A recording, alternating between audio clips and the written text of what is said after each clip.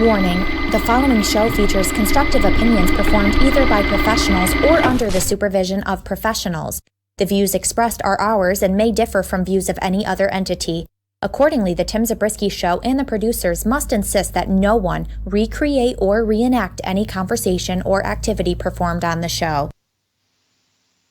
You look puzzled. Can't finish the show in just one Looking for sitting? something else. No Sorry. problem. Listen to this and past episodes of the Tim Zabriskie Show on demand on all major podcasting networks, including Apple Podcast, Google Podcast, Spotify, and the iHeartRadio app. It's perfect for the ride home. Share this podcast. Haven't seen enough. He's standing up. Kidman's up top. Shooting star pass.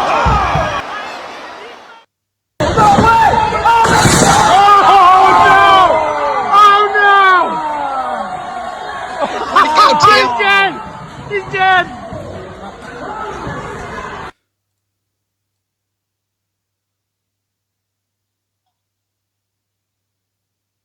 What? I'm hearing nothing, Tim. Absolutely nothing. If you're saying anything to me, Tim, I'm not hearing it. Oh, That's right. Because I had the mute button hit. And here we there go. you go. Yay! Look at us.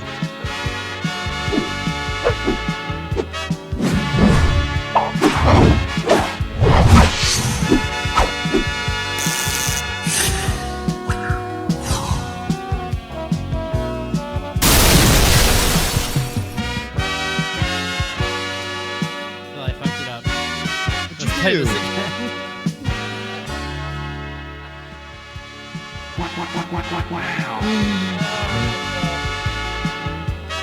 What's up, guys? Tim Zabriskie here. Back at it again with a brand new video. We did not start this podcast good today, Phil. No, Tim. We definitely did not do a good job at all. But how's everybody doing today? Welcome to the podcast. With me, as always, the man, the myth, the legend, the one, the only, Mr. Phil Stamper. Phil, I'll turn the music off for you right now. Don't you worry. There you go. There you go. All the applause. Phil, we fell apart. We're taking too much time away from these podcasts. I can't Thank find you. my bottle opener, Phil. I got all these beers here and no bottle opener, so I don't know what the hell I'm going to do here. Thank you for the greeting. Thank you. Thank you. Yes, I am apparently the newest, not only just member, Tim. Apparently, I am a leader in the deep state. The deep state of what? The deep state, Tim. The deep state of what? The Illuminati. Actually, I think the Illuminati and the deep state are like two different things. So like the deep state are those secret cadre of people who are really trying to control everything. But then there's the Illuminati that are, I don't know, Tim. I don't know. Phil. 5Gs and killer bees. That's all I got right now. I have no idea what it is that you're talking about here, Phil. That's probably for the best, Tim. So you're like the majority Phil, of the internet. I can't even believe there's even wrestling happening right now. How about that? I'm at this point, like nothing is shocking me and everything's shocking me all at the same time. It's like this amazing, like just confluence of thought. Paradox. It's a paradox, Tim. Couldn't think of the word.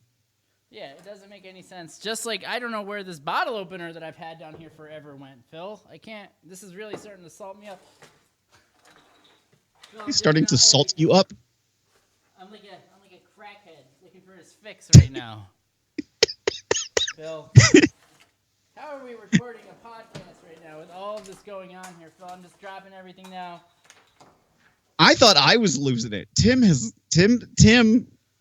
My hair is long, Phil. I have a mustache. Right? Speaking of the mustache, with how stylish this whole thing is, I have an announcement here I got to make. Oh, I've been looking forward to this, Tim. I've been looking forward to it. Let me try this trick out, Phil. This is one of those tricks that you can do when you're married. Ready? When you get married, Phil, you'll try this. Maybe my wife will bring me a bottle opener. You think she'll go for that one, Phil? I don't know. Was that the announcement? It would be really sweet if my wife could do me a favor and bring me a bottle opener. Bring it to your head, Tim. little carve shave here, little carve shave there. Let's see if she gets the memo that maybe her husband needs a bottle opener. Am I right? Wow. We got a comment here. He gon' die. Phone lines are open, everybody. 518-730-92. Nope, that's my work phone number, Phil. Phil,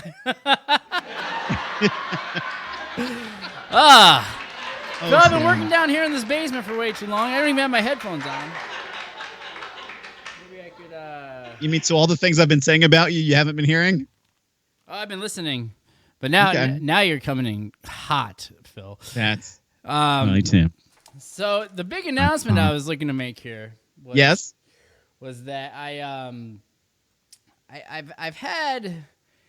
got the mustache going now. Mustache is looking fly. Everyone knows how fly this mustache here is looking. And at the same time, Phil, I'm getting all of these luscious locks here. So I'm going to be making a announcement video, but I think I'm going to be doing a little bit of charity work here, Phil. I think that during this time, you and I are we're one of the fortunate ones to still be working and things like that. And I'm worried about certain individuals. And for me, I'm really worried about, people that are thinking about maybe doing some harm to themselves. And, so I wanted to do a campaign that would go to the National Suicide Hotline. And I'm going to start this on Monday. But I want to call it, Phil, you ready? A little drum roll action for this. But I want to call this the mullet through the madness, Phil. Because what I want to do is I want to raise funds for the National Suicide Hotline. And then once we hit the goal, and I'm thinking the goal could be $2,500 or something like that, Phil. Nothing too crazy there. But once I do that, I will have my wife turn my luscious locks here that I put some pomade into a nice little mohawk until it's time for us to go back to work, Phil. What are your thoughts on that? I mean, that's an amazing cause. I will have to say that's not the announcement I thought you were going to make, Tim. But I mean, still such a worthwhile cause and an announcement. Phil, so bravo, Tim. Bravo, everybody! Clap for Tim. Everybody, clap for Tim. Thank you. Thank you. But a little bit of charity work. I feel like, though, you might have yet another announcement of importance to make. Phil, I don't know what you're talking about here. Do you want me to hit the drum roll? The last time we met, hold on, I'm going to lead into it. The last time we met, yes. I teased you a little bit at one point in the show about an obstetrician or OBGYN doctor. I said something like that just to see if you would take the bait. And you didn't take the bait, Tim. No, Phil, I did not take the bait. And no, everybody, we're not talking about a new profession of mine or anything like that. But Phil, what is it that we're alluding to here?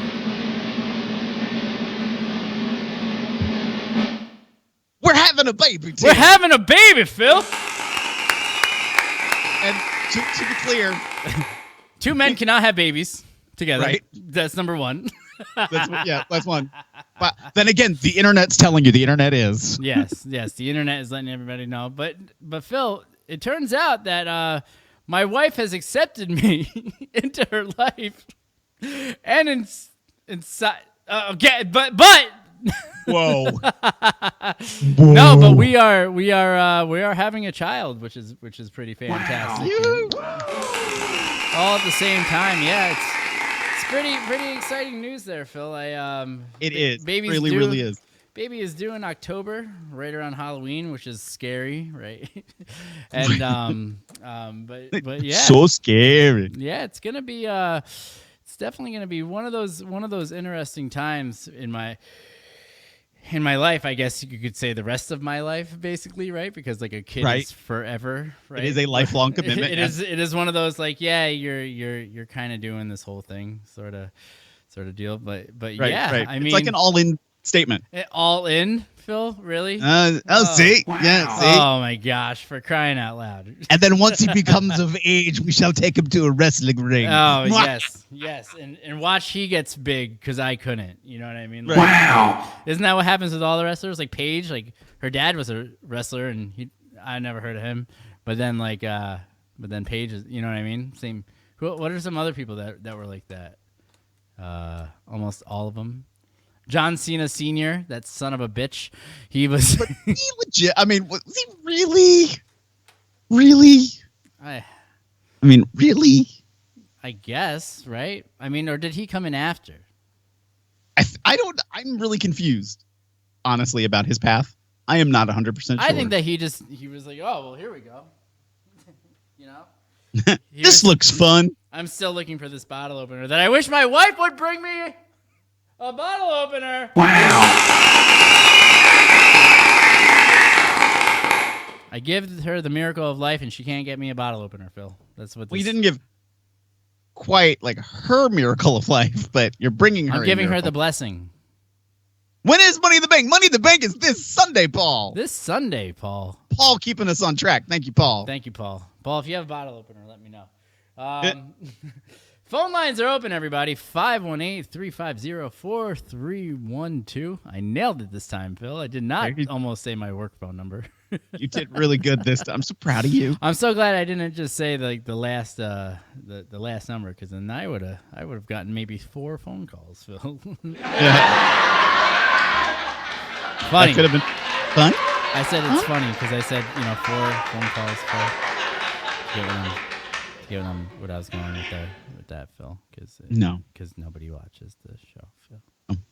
But they do, Phil. That's the they whole, do. That's, they do, Tim. Tim. That's the best part. Yes. I don't want them to call, but yes, they can totally call anytime they want to. Anytime they want, Phil. Anytime, They're except today. Too. All right, Phil. So what are we looking at for a pre-show? Go, and then we'll. I'll continue to look for this bottle opener because I'm like freaking out over this whole thing. So should I read the Wikipedia description, Tim? Yes, you absolutely should.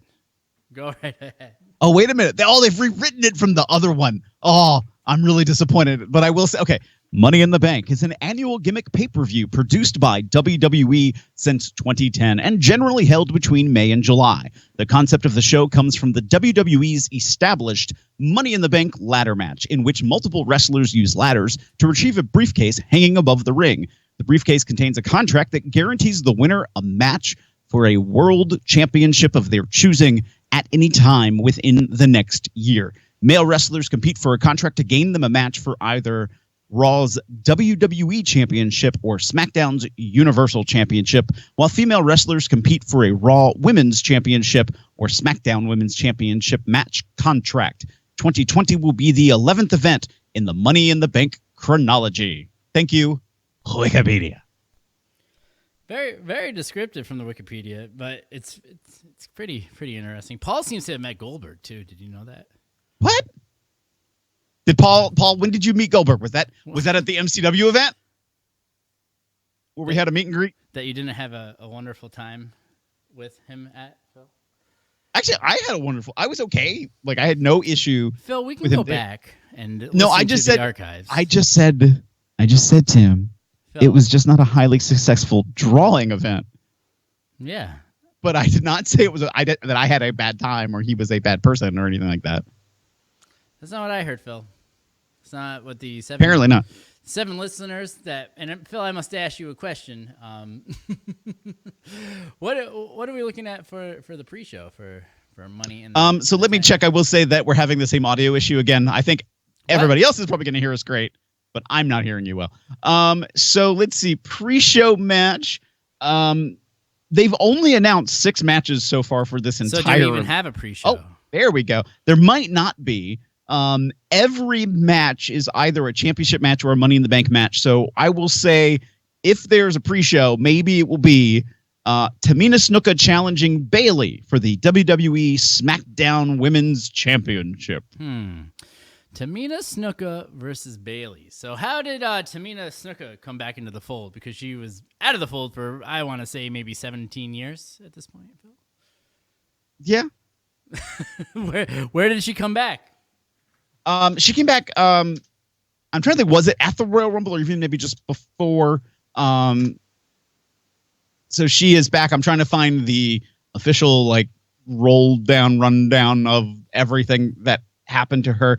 She did earn a title shot by defeating Sasha Banks. during SmackDown on Fox.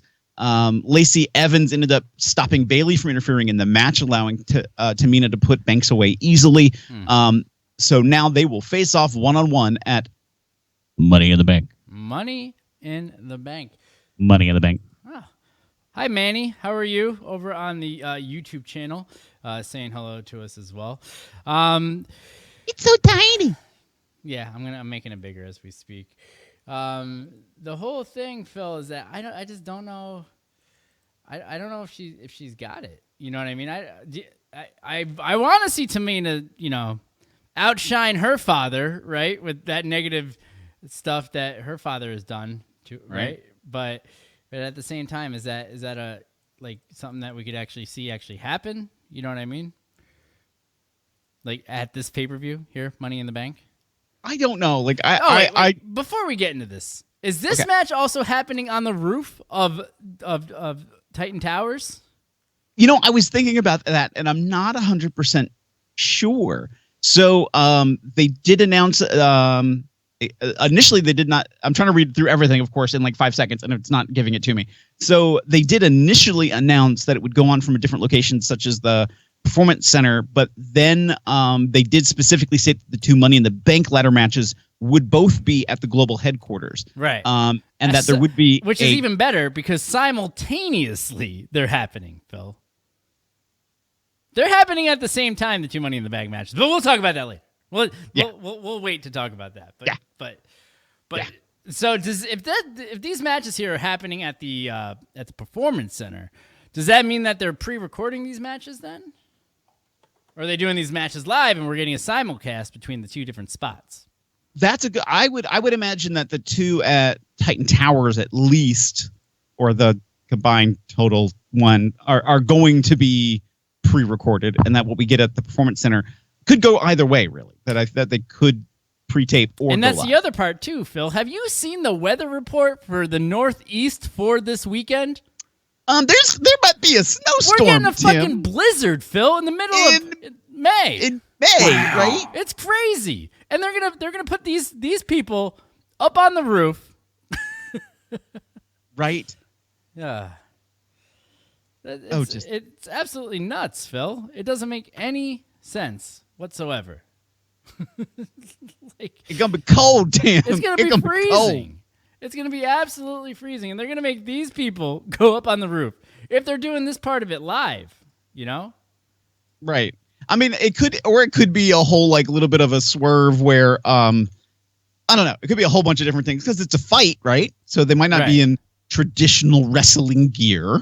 There could be plenty of hidden surprises that we don't know about yet. Which will make it fun, like Vince being in his office, being like, "God damn it, get out of here!" Right. You know what I mean? Perhaps people dressed up as cameramen or women to be inside the building and not be an announced part of the match to then be a part of the match. Oh, okay.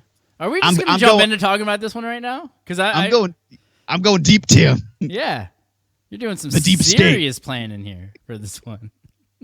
The deep state, Tim. Yeah, it sounds like it.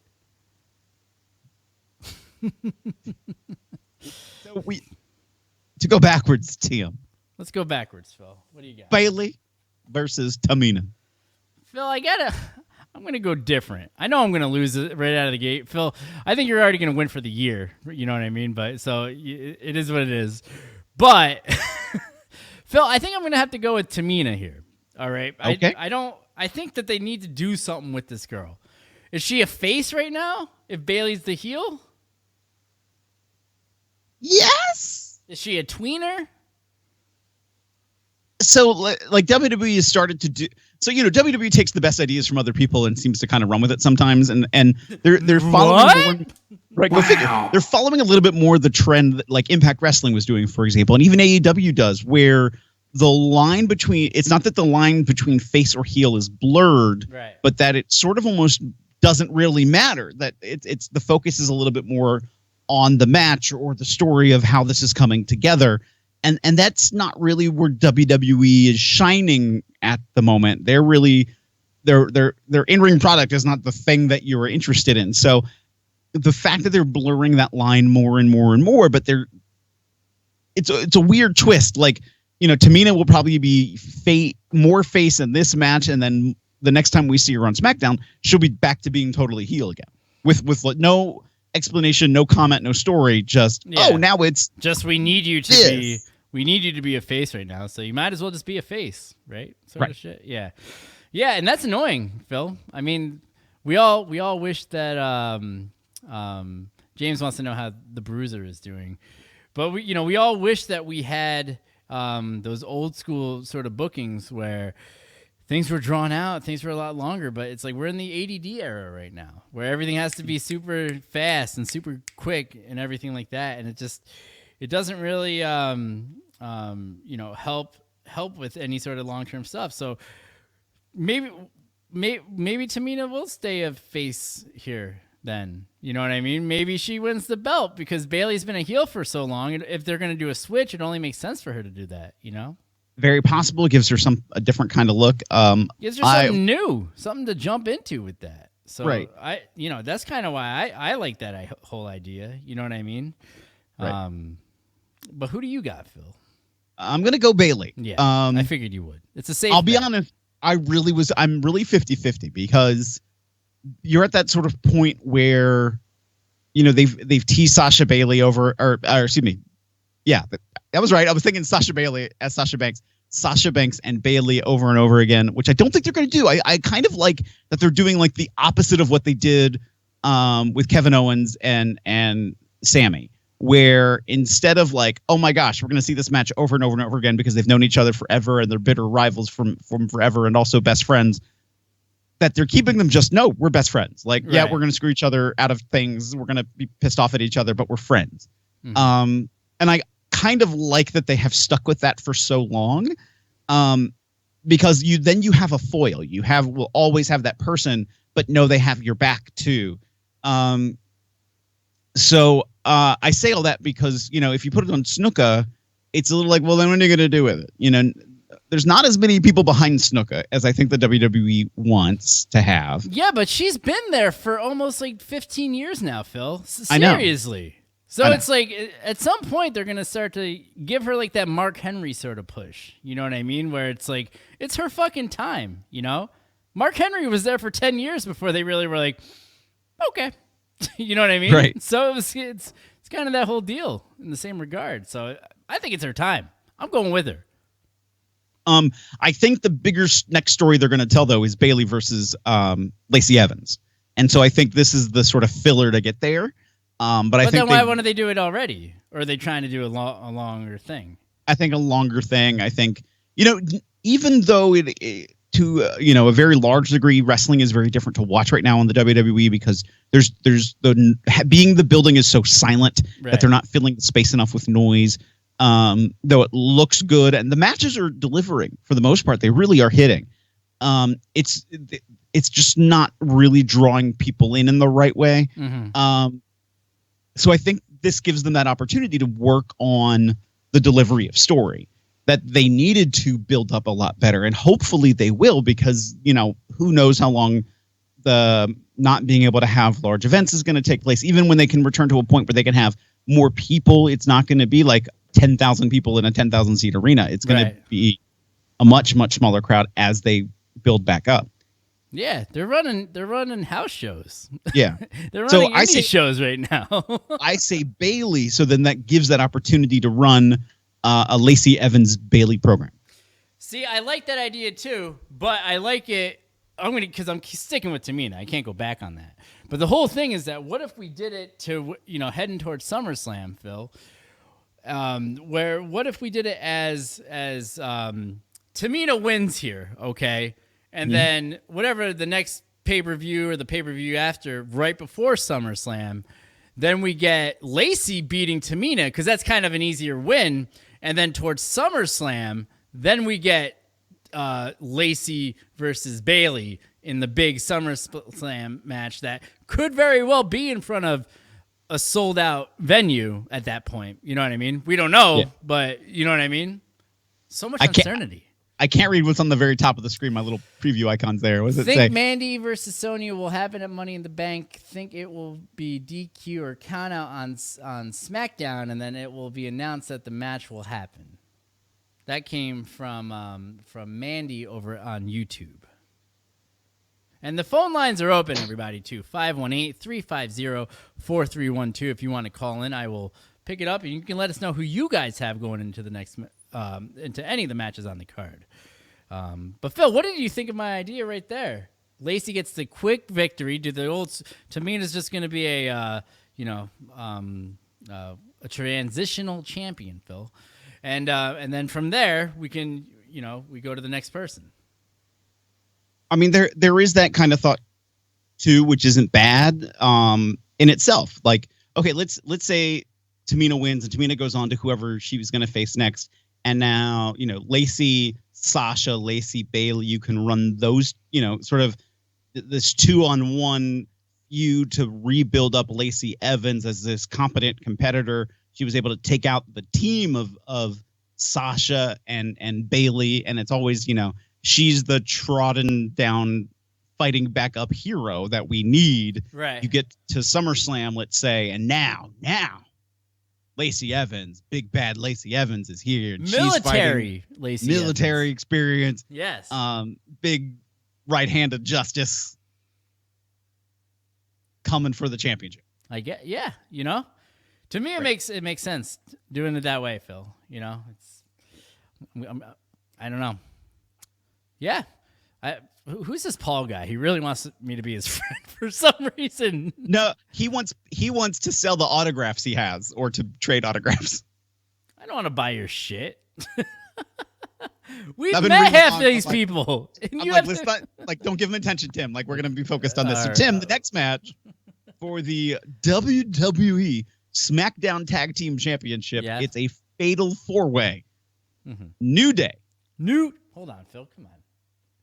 New Day. Come on, Phil. Big E and Kofi Kingston versus who are the champions, defending their championship against The Miz and John Morrison. Which was a sweet little match at WrestleMania that Morrison put on. Mm-hmm. Yep. Versus the Forgotten Sons, the combination of either Steve Cutler, Jackson Riker, and or Wesley Blake. Versus Lucha House Party with Grand Metalik and Lindsay Dorado. Wow. Why those guys? Is it because the Revival left? They will never win a championship. Forgotten Sons, I don't even know who you are. They're not. I know who you are. Just I'm overstating it because you're brand new to the scene. Ms. Morrison maybe and New Day maybe. I feel like it's down really between the two of them. Where's the Usos in all this? I don't know, Tim. Why don't we get the Usos? Because we've seen that one already. I guess. But I'd much rather see the Usos than see fucking. Well, the time we're recording this, we Party. are the day before SmackDown. We still have another whole event left between now and Money in the Bank. Enough time for them to put the Lucha House Party back in the Uso Penitentiary. Right. Or just add the Usos, make it a fatal 5-way. Go big or go home, Tim. Hey, Kyle. How are you? Welcome to the show. I think that fuck, Phil. Who do you got? Who do you got on this one? I went first on the last one, Phil. You're it's right. Only fair. I'm gonna say, you know what? Let's go Miz and John Morrison. I'm gonna flip it a little bit. I don't even think I'm correct on this. Right. I feel that that's where the animosity is. They're saying this is so unfair. They're being deprived of a rightful opportunity. So that they're rather upset that this has been that, they should have it one-on-one and not all these other people in their way. So I feel that they're the ones to win it so they can shove it in everybody else's face. Yeah, I mean, I kind of am going to have to go with you on this one, all right? It's too soon. It's way too soon for them to do a switch of the title at this point, Phil. I think that keeping it on Miz and Morrison, letting them hold on to it for a little while, I don't know how much of more of a nostalgia pop that Morrison's getting right now, but I do believe that, and Kyle's saying that one of the Usos is injured, so that's why. Oh, that is correct. That is correct. Yeah, I do remember reading that now, but yeah, it does seem to me that it doesn't make any sense to put it on the New Day at this point. You know what I mean? As you said before, when we even mentioned the New Day, or mentioned the Usos, that we've seen this before. So it's like I agree that let's just forget about it and just keep it on Morrison for now and wait until we get something bigger popping in. You know what I mean? Who do you guys got? Give us a call, 518-350-4312. So next up for the WWE Universal Championship, we have Bray Wyatt challenging the current champion, Braun Strowman. So I can't believe that we're already talking about this match, and this is like the main championship match. You know what I mean? How do we not have anything going on this show? I don't know when we'll talk about it again, Phil, which is something that Conrad says to all of his people. But I don't know when we're ever going to talk about this again, Phil. But what did you think about the John Cena Bray Wyatt match from WrestleMania? How did you think that was the whole thing? So, when I watched the Boneyard match, the Undertaker AJ Styles match, I thought a lot more of WrestleMania, knowing that it was going to be pre-taped, was going to feature more elements like that. There was going to be a lot more little vignettes or a lot more like little fly-ins kind of things. We make movies, god damn it. Right. If what Tim is talking about is Vince McMahon is saying like he makes movies, so he's saying that everything that we watch is a movie. It's all movies, guys. That's what it is. And I did like the Boneyard match overall more than I liked the Firefly Funhouse match. But that doesn't mean I thought less of the, badly of the Funhouse match. It was different. It was weird. There was some tongue-in-cheekness not only to the career of John Cena, but sort of to the history of wrestling. Like it took you through the eras of the 80s and the 90s and the Attitude Era into the NWO era. Like, what if now Cena was in those times? Would he have done those things and been that guy? Would he have been tempted to the dark side? Even though now that it was supposed to be that Bray Wyatt could control time and space, so does that actually change the written history of John Cena? Babe, what shirt are you wearing? My Tim Zabriskie Show shirt.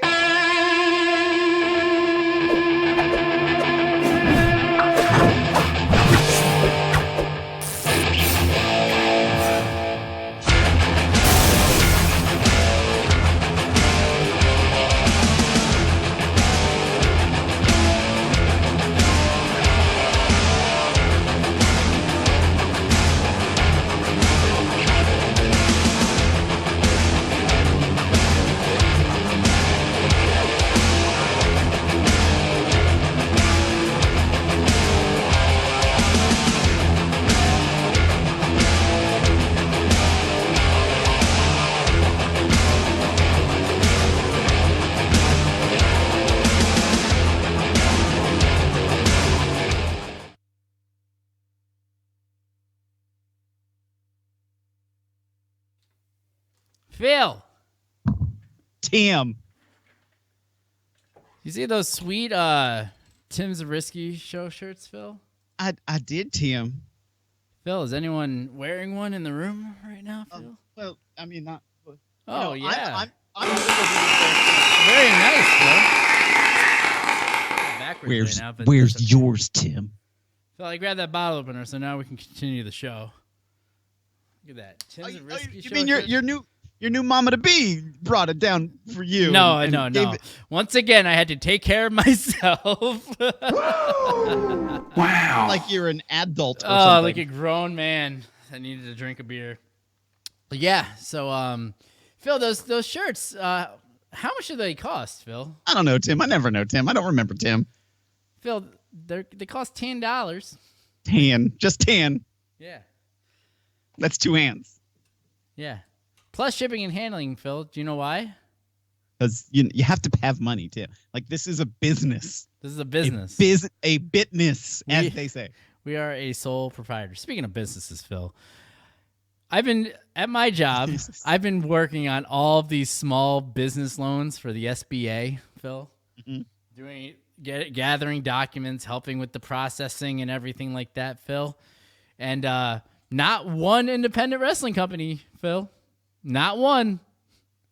And I will say I'm kind of surprised by that. I feel like somewhere somebody had to have their P's and Q's in order to do it.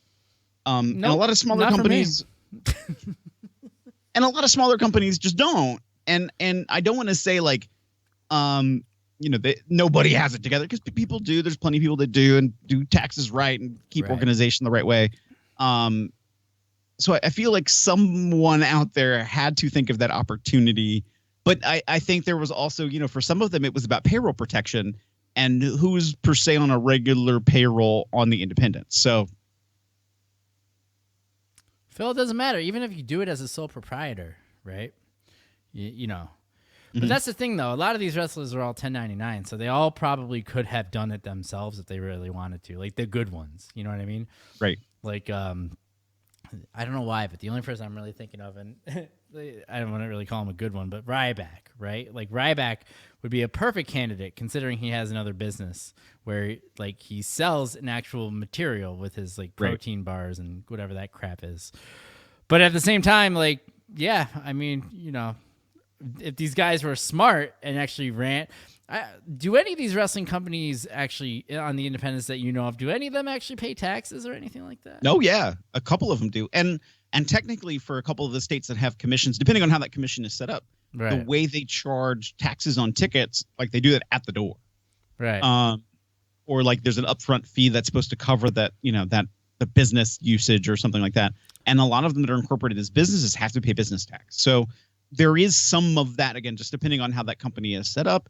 And depending on the state they're in. Gotcha. See, and last time that we sat down, Phil, and once again, everybody, the phone lines are open, 518-350-4312. I suggest you pause the video. That way you can type the phone number in and then call in, right, Phil? Be intimidated. Be intimidated. Be intimidating, Phil.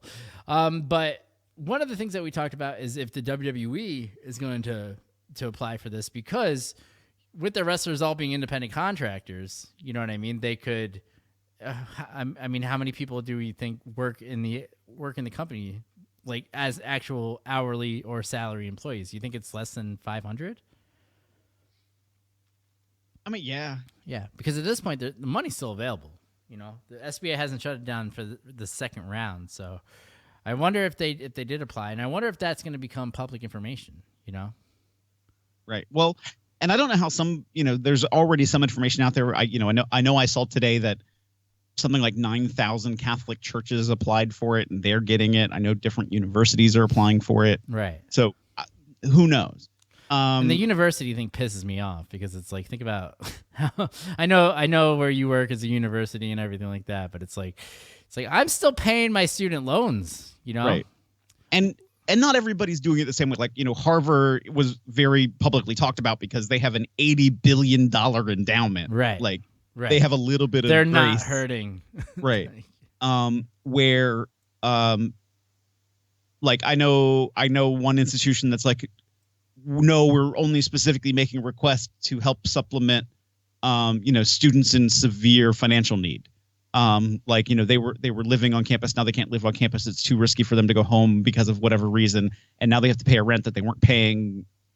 They're going to be homeless. So let's try to work with them. They're kind of fucked up. Yeah. So there's a CARES Act provision that allows some of that for that purpose. Right. So there are some allowances for different things in all of these different loans. And it just depends on the organization as well. And some states were better off. Some states have actually had, I don't want to say a pandemic preparedness, that like a public health emergency fund to help also mitigate if there was something like this happening, because we've been talking about it. What happened? I don't know. I lost your video. There you go. Lost your video. I was trying to make the monitor that you're on full screen, and I don't know how to do that. The little thing in the upper corner. Maybe. Go push. It does. But anyway, it gives me a border. I'm sorry. Yeah, sorry. Well, why don't we go back to Money in the Bank, Tim? Because we have.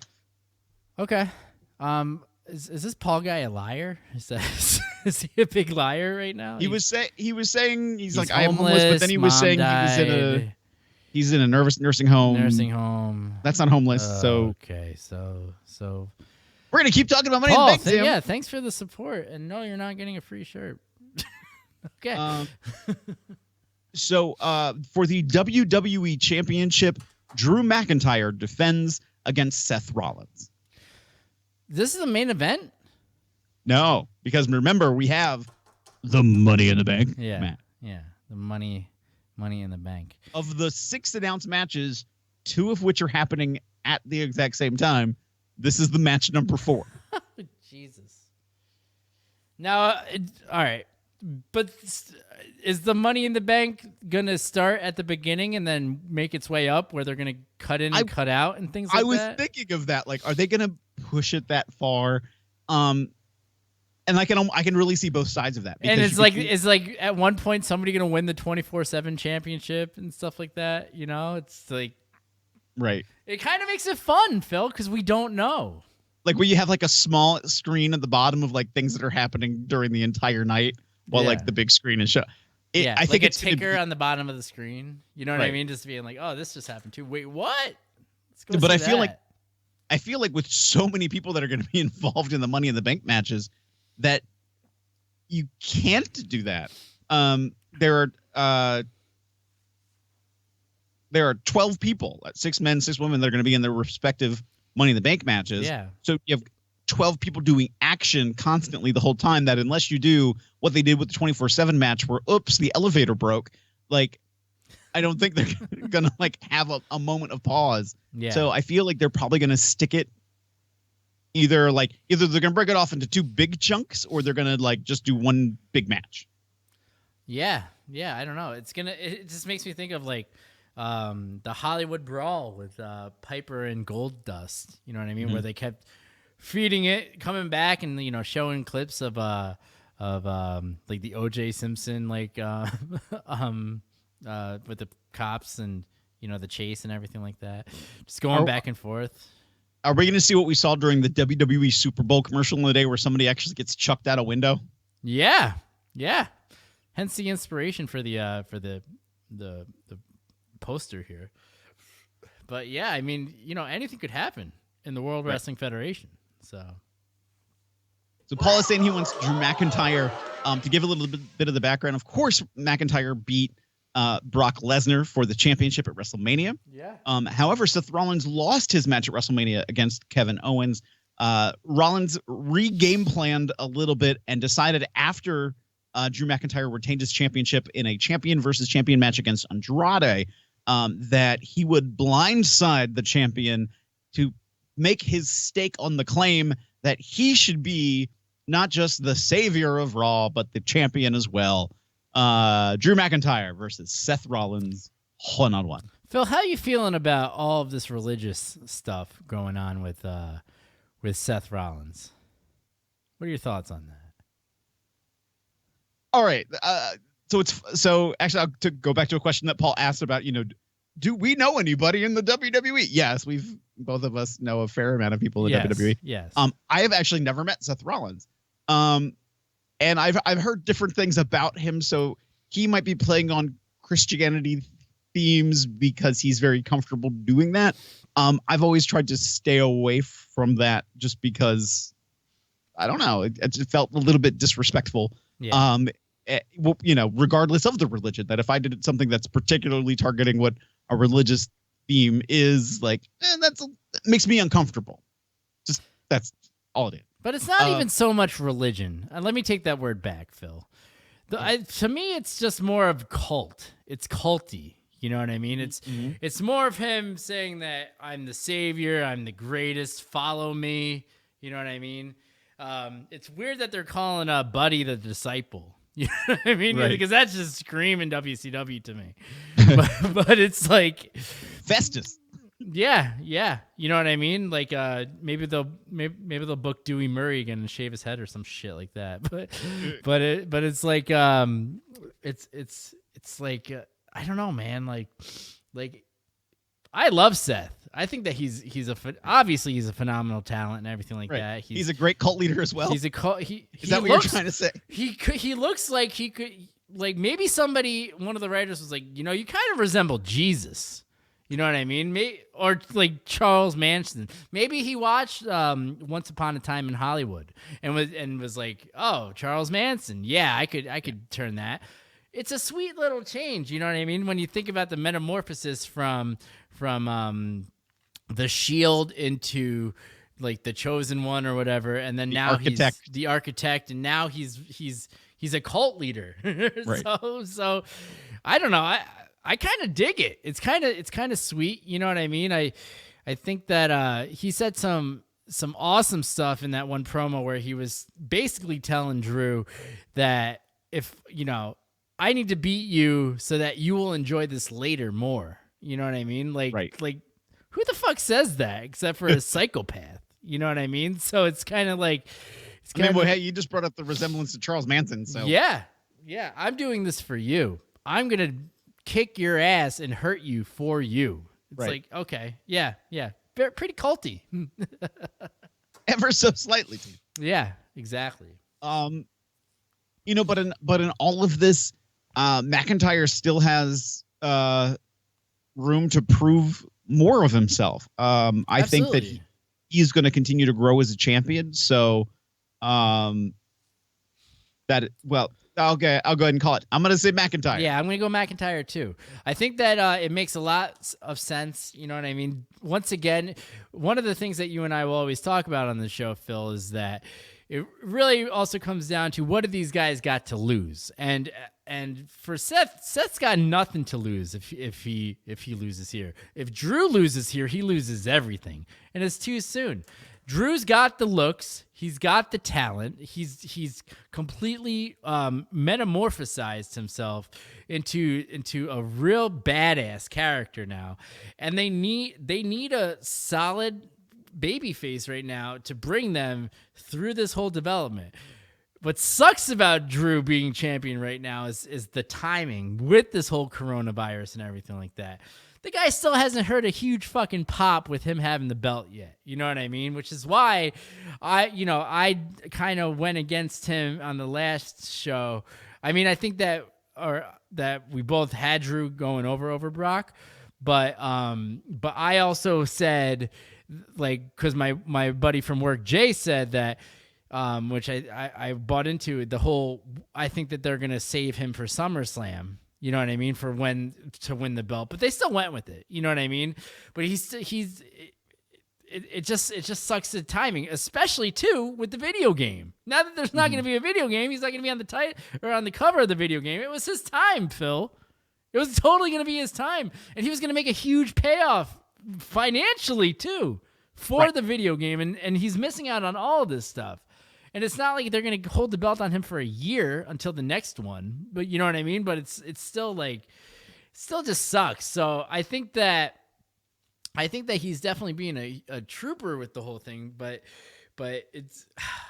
you feel bad, but you don't, because it's not like he's hurting or anything like that. He's still the champion of the biggest company in the world. You know what I mean? So it's and at this point, yeah, maybe they're going to stick it on him for even longer because he's being such a trooper. I think all of that makes a lot of sense. So we're both agreeing to the same thing. Yes. Here's where things get interesting and complicated. Are we going into the main event? We are, because that's all that's left.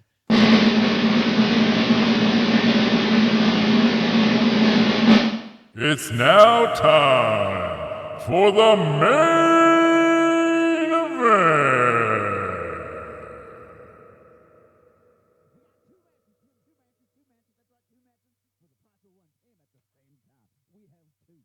That's right, count them 2. Then ladder match is happening at one time. The corporate ladder match. In the first Money in the Bank match, we'll call it the first match, we will have Asuka versus Shayna Baszler versus Nia Jax versus Dana Brooke versus Lacey Evans versus Carmella for their opportunity to win that briefcase, to earn a world championship opportunity of their choosing, while simultaneously match A, that's right, match 1, match A, Daniel Bryan versus Rey Mysterio versus Aleister Black versus King Corbin versus Otis versus AJ Styles for their opportunity to climb the corporate ladder so they could win their own Money in the Bank contract. Very, very nicely done there, Phil. Thank you, Tim. Tim, the women's match, Asuka, Shayna Baszler, Nia Jax, Dana Brooke, Lacey Evans, Carmella. I had to do a deep sigh, Phil. There's so many girls in this match, Phil, and there's so many guys in this match. And it just makes it so hard to talk. So what we're figuring here, and maybe they'll do, but they're doing it at the same time, Phil. Yes. I just don't. I don't know. I feel like then there's opportunities for, a whole bunch Nia of shenanigans. Jax to fucking knock out a guy that's in the other match, yeah. That there's going to be some interplay between both matches. Maybe there'll be some pairings, some teams. We saw this in the mixed match challenge before. Men and women intergender tag team matches. What if there is almost like that kind of pairing, that there's some alliances forged? I think that would be the best idea. That maybe on tomorrow night on SmackDown, you get a sense of like, I don't know, you get Shayna. Well, maybe not Shayna. I'm trying to think like who in that group, like Dana Brooke and Carmella maybe having a conversation with Aleister Black about like, hey, if we work together, nudge, nudge, nudge, or something. Like, I don't know. I feel like there's some opportunities in interplay. Yeah, that could happen. What's interesting is on the women's match. Yeah, I feel there's more opportunity for almost any one of them to walk away convincingly with that opportunity, with the Money in the Bank. Mm-hmm. That Asuka, people have saying she needs a different direction. That Shayna Baszler, everybody thought she was going to have her moment at WrestleMania. Nia Jax is back. She's the beast. And Kyle's writing down that he doesn't want Shayna to win. Right, and there's been some of that feedback too. Dana Brooke has been overlooked by many. Lacey Evans talked about her earlier in her involvement with Bayley and Sasha. See, there's that aspect of it too. Right, and Carmella, who's been hovering there before. She was a former women's champion. So it all comes together that almost any one of them could convincingly win that champion or win that opportunity at Money in the Bank. Right. And be that person to walk away with the briefcase. Tim, of the women, who do you think will win? It almost would fit perfectly with my booking from the earlier part of this podcast with if Lacey wins. You know what I mean? Yeah. Then goes against Tamina at the next pay-per-view, and then Bayley comes back for SummerSlam because there's no championship rematches anymore at the next shows. They don't do that anymore, Phil. So we can't ignore that part of it. But then with everybody else, like Carmella's money, I don't think that I think that Shayna's money too. I'm pretty certain I'm gonna have to go with Shayna on this one, Phil, because as much as nobody wants her to do this, and nobody, I mean Kyle, you're wrong. Kyle, you're a very good friend of our show, but you're wrong here. But at the same time, Phil, I just think that I think that Shayna is going to be a huge part of the future. It wasn't her time at WrestleMania, but how many times have we seen it where, somebody that they really want has lost at WrestleMania to kind of do that humbling experience sort of deal, right. That backstage bullshit that they pull. So it almost makes sense to me that they're going to continue to go with Shayna down the road as they're grooming her for the future. And I think that the Money in the Bank has always been that huge grooming tool for the next people. So I'm gonna go with Shayna. Who do you got, Phil? I am actually going to go more along the lines of what your first conversation was, but I think instead of, my earlier pick was Bailey. I think this gives it a great opportunity for Lacey to head into that rivalry with Bailey. So I'm going to go Lacey Evans. I almost think it's a little too on the nose. It's too right there. Kyle, so I'm going to go Lacey Evans, but Tim, I'm going to put out a 0.5-point bet. Oh, 0.5-point bet.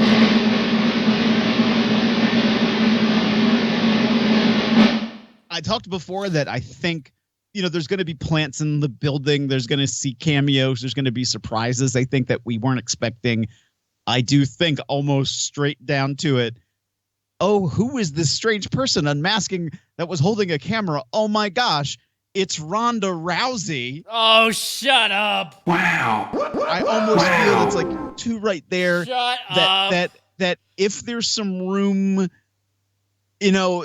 Money in the Bank has also been a little bit of an opportunity to vamp what the rule is, so that unmask Ronda. No. That's all I'm going to say. Unmask Ronda. Because there's that other little voice in my head that's going, unmask Ronda. Ronda goes up and climbs the corporate ladder and she grabs the Money in the Bank. Oh, man, I was hoping that you were going to say that the swerve was going to be Sergeant Slaughter. Because that would have fit in perfectly with the whole Lacey Evans and the military and all that stuff. You know what I mean? Oh no, he has too much heat on him for that right now. So what?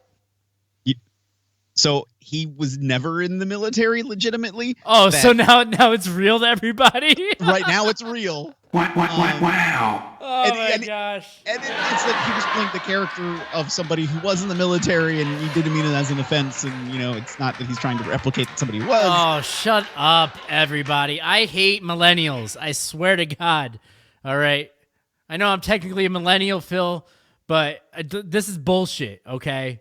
It was fine. Think it's millennials. I think, honestly, it's some older individuals. I had a conversation. Oh my gosh. So I had a conversation as I was passing out flyers at a VFW, and they were like, yeah, we've had wrestling here before. We'd love to talk to you about bringing an event here. It's like, oh, that's cool. He's like, yeah, we brought in Sergeant Slaughter, and then people got upset.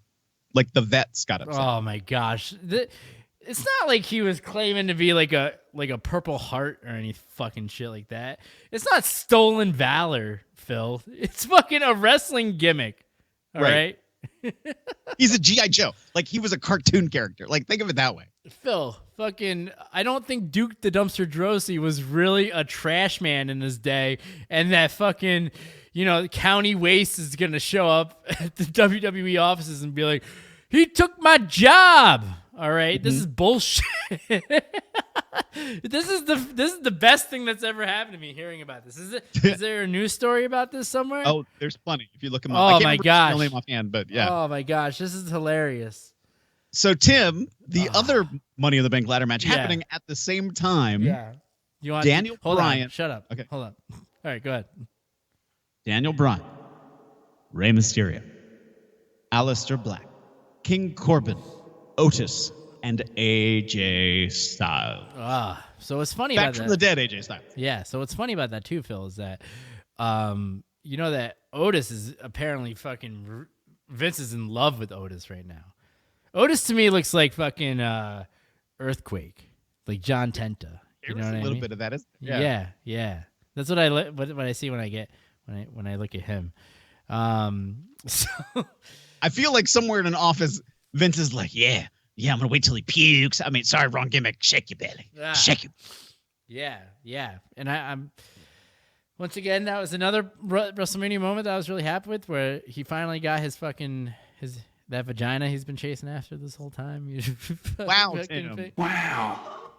Listen, just because you're about to have a baby, and I know you're focused on biology right now, does not bring that into the equation. Oh, I'm so focused on it, Phil. Or at least you were a few weeks ago. Anyway, Tim. Oh, whoa. Wow. Here's where I'm honestly, legitimately kind of unsure. Daniel Bryan mainly been kept away from the world title picture. Rey Mysterio, almost every time you see him, he gets beaten down. And when he was the champion before, I think he lost every match but one when he was champion. Aleister Black is still sort of young on the roster. I feel like he gets beaten down a lot and then pops up. Everybody loves him. He gets beaten down a lot.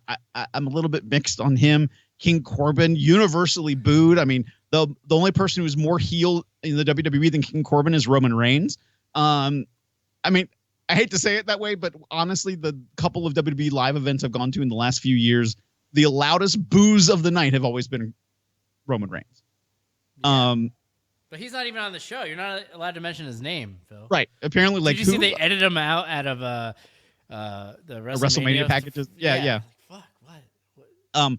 Otis is there for the comedy that he's willing to do a little bit of the fun that the match may need to have. And then you have AJ Styles. AJ Styles, who was just buried literally by The Undertaker. Yeah. It makes it pretty difficult, Phil. But there's certain factors that you got to look at. Once again, I'm going to go back to my my pro wrestling rule of thumb here. With who has things to lose and who doesn't have things to lose here, Phil? AJ Styles just lost to The Undertaker, and he just fucking brushed it off like it was no big deal. You know what I mean? So Rey Mysterio too. I think that, like he's not winning this. You know what I mean? Right. I don't see it happening with him. He's got nothing to lose as well. You know what I mean? He's in the twilight of his career. He's almost done. You know what I mean? And Otis is so money right now. I don't think that they're gonna do it with him either. You know what I mean? Now, better not go where my pick is going. You better not go where my pick is going. Phil, right now I'm just trying to remember who else is in the match. Aleister Black, King Corbin, and AJ Styles. Well, no, you already said AJ Styles. Daniel Bryan. Daniel Bryan. Another guy that was he even on WrestleMania? Yeah, he was. Who did you think? Because on the pre-show it was Daniel Bryan versus Sami Zayn. On the pre-show of WrestleMania. No, because Drew Gulak versus Cesaro was on the pre-show. Right. And Drew Gulak and Daniel Bryan are a team. They're lovers now. Gotcha. Right. They're getting over their amateur wrestling experience. Meanwhile, Chad Gable, who was literally an Olympic wrestler, is now Shorty G. I don't know. I don't know if I feel it with Daniel Bryan at this point, even though I know it's your pick because you're the one that said, he's been away from the title picture for so long. But I don't know. Is it? I think that I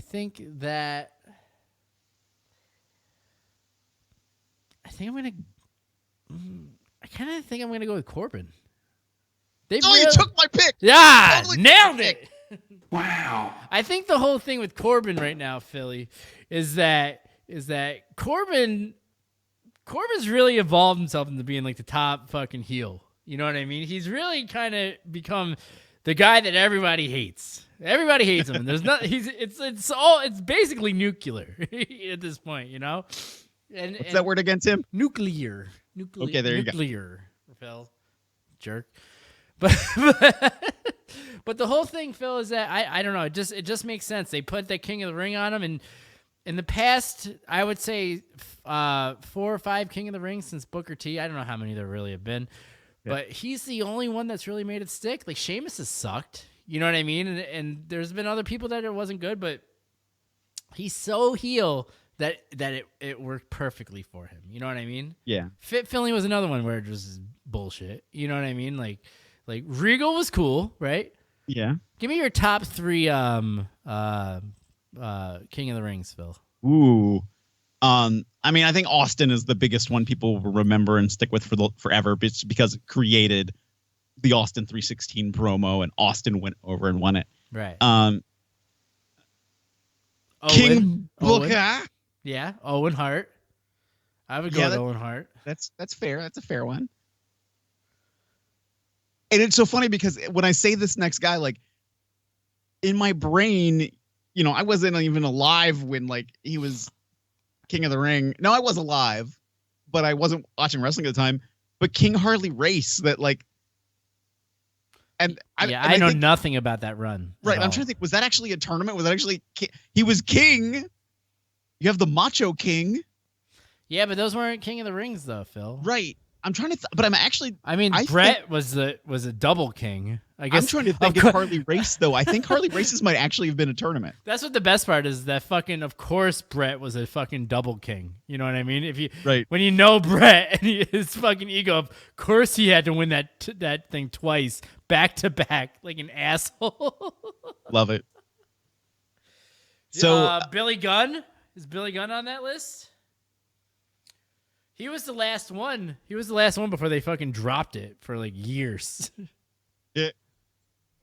Okay, hold on. I will pull it up. Triple H.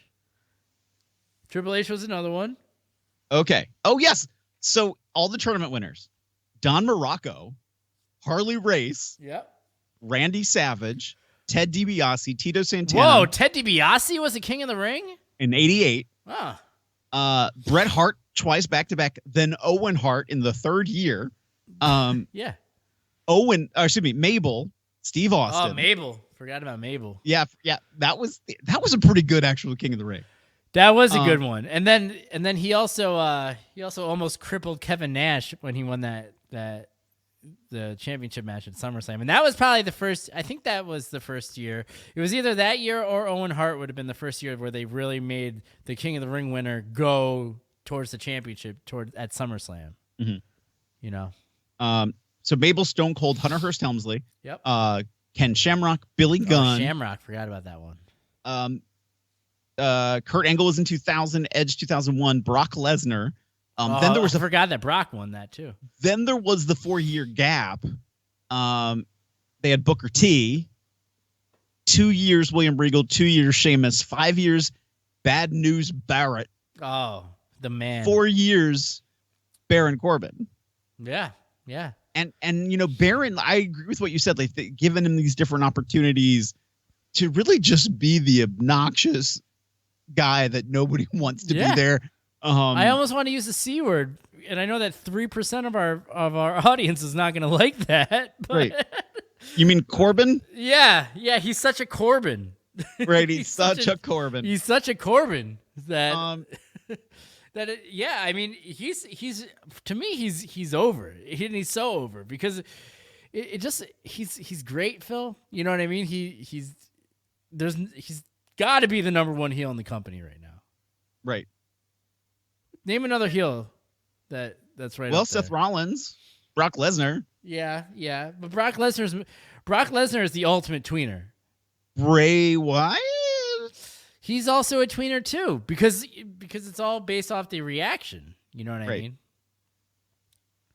I hate to say it, I'm going King Corbin too. Yeah, no, I really am. I agree with what we're talking about. Wow, Tim, we did a lot of very similar things this evening. Yeah, it's going to be a heartbreaking show for you to start losing it. I've lost every show this year, Phil. At some point, you just got to call it, Tim. Yeah. But, you know, let's put a half point on here just for kicks, Phil. Okay. You know, just on the fly here. What if there's a surprise person to win this one? Who do you think it could be? That's not on the roster, or that's not already announced in the match? Yeah. Huh. Just for fun. Just for funsies. Just for the funsies, Phil. Do we go with Kyle says MJF. I don't contracts. No, sorry. Yeah, wrestling's not fun like in the late 90s anymore. I mean, hey, you mentioned a guy at NXT who just made the mind-bogglingest entrance. Yeah. With Kerry and Cross. You know, somebody I know. Just saying, have a relationship. Yeah. Cool. Yeah. I got that insider info. Gotcha. No. What? Because my brain actually went somewhere else first. And Cross is brand new to the WWE. So I don't think they're gonna shotgun him into that opportunity. But man, that would be friggin' awesome. Yeah. But what about an Adam Cole? Ooh, that's a great one, Phil. I like that. I was gonna go with Mr. Bask in his glory. You know, what's his name? What's the big black guy's name? Which which the guy that can do it? The guy that's like 800 or 400 pounds and does a backflip. Phil, what's his name? Oh my God, Willie Mack. No, not Willie Mack. The big guy that came out for Keith Lee. Thank you, Chris. Yes. Thank you, Chris. Oh my God. Yeah. Chris, What if he came out and fucking just did a fucking huge fucking spot? Oh yeah, Phil. Let's talk about that. What type of big spots do you think that we're gonna get on this? Well, like I said before, I think somebody's gonna be thrown out a window. Okay. Will somebody be thrown off the top of the building? Are we gonna commit murder here at Money in the Bank? Right. Will it be like the WrestleMania commercial where it's like, oh no, somebody's falling out of the building and it's like a really bad dummy? Like, yeah, and then Vince is like, get it? right. You get it? Vince wins. Like Vince is sitting on top of the ladder when everybody gets up there. Let's see you get through me. Davin says Elias, and that would be sweet if it starts with a concert from Elias on the top of Titan Towers. I would pop hard for something like that. He's just strumming as they're like on the first floor. He's got the mic. The music's blasting towards Stanford. I love Nobody it. Can stop him. Yeah. Nobody can run in on him right away. Yeah. No, they have to go up like 3 elevators, 2 flights of stairs. That's a big fucking building too. Like how many stories are on that building? I just had this like weird thought in my brain of like, what happens if like, you know, let's say, okay, everybody's fighting. They get all to the top, and then all of a sudden, like, here's Asuka, and she's already like holding like stairs and like walks away with the yeah. Like, that would be hilarious. I would love it. Would love it. So good. Tim, Phil, got anything else for us for tonight? Congratulations again on having you're about to have a baby. Oh, Phil, that was very sweet of you. Thank you so much. You getting the dad stash? I am. Well, thanks, guys. Thanks for hanging out with us here on the Tim Zabriskie Show. Make sure you like, subscribe, and share wherever you're watching this right now. Twitter, Facebook, YouTube. As always, Phil, thank you so much for hanging out with me today, talking to me about the old the wrestling deal. All the wrestling. And if I don't see you guys, catch me outside. How about that?